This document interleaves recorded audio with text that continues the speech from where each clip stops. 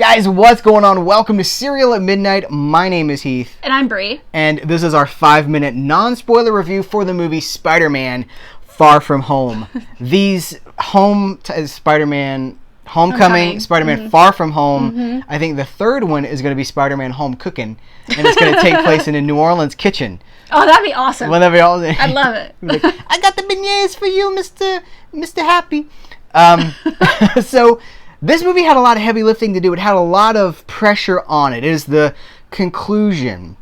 This is conclusion of the Phase 3 of the Marvel Cinematic Universe, because it's the first movie to come after Avengers Endgame. And so that movie, again, not spoiling anything, but I think everybody who cares has seen it. Endgame, come on. I think everybody who cares has seen it. But just to be, we don't want to rob anybody of a journey. That's so true.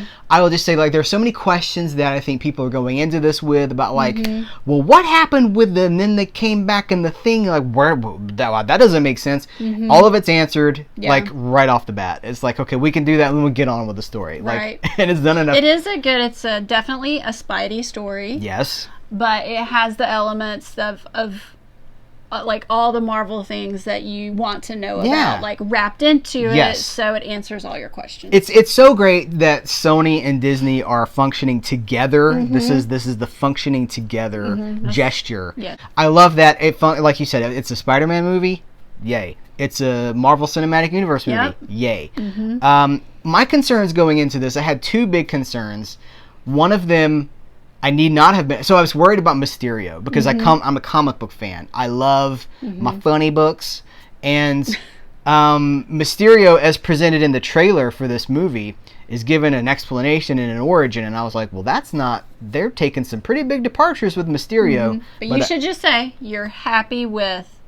As a Spider-Man fan, I am not upset at all. I'm actually quite happy, and I'll also say, as it's becoming our motto here, never trust a trailer. Never trust a trailer. Never trust a trailer. Trailers. That should be our motto. It should. We should make T-shirts.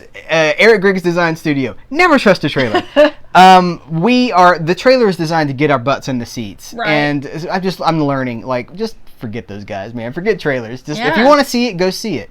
My other concern was Zendaya. Yes. Not necessarily her. Not necessarily her. No. But what I perceived to be a recasting of the role of Mary Jane.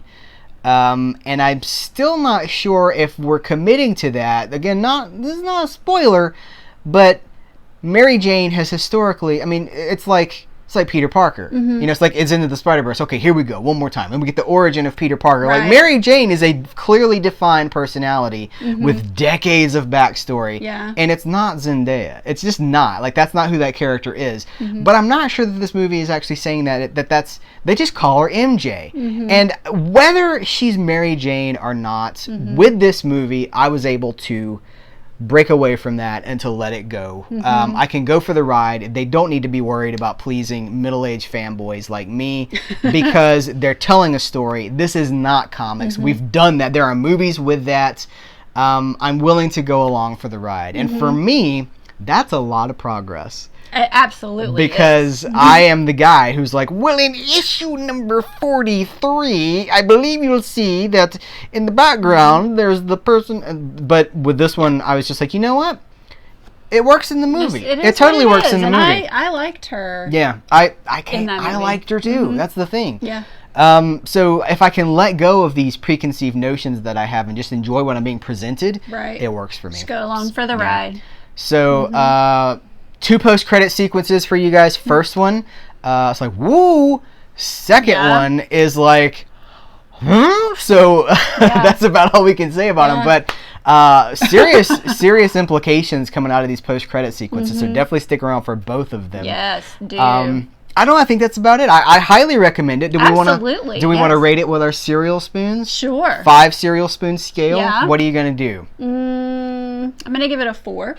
I also will give it a 4. We've been hovering around those 4s and 4.5s lately. Yeah. 4. Again, not that there's any major shortcomings. Yeah. No. But there are some things that I can't talk about in a non-spoiler review that I would have liked to have seen, maybe. But I feel like we're working towards that. So. It was a great time at the movies. It was. What a world we live in, you guys, where we have the Marvel Cinematic Universe. We have Spider-Man in the Marvel Cinematic Universe. It makes the old geek heart proud. It really does. It's a good time to be alive. So that's all I got to say. You got anything else? No, I think we covered it. All right, well, we'll wrap it up. You guys enjoy Spider-Man home cooking. And we're going to sign off for now. But guys, thank you for hanging out with us. Let's continue the conversation in the comments down below. And until next time, we will catch you later.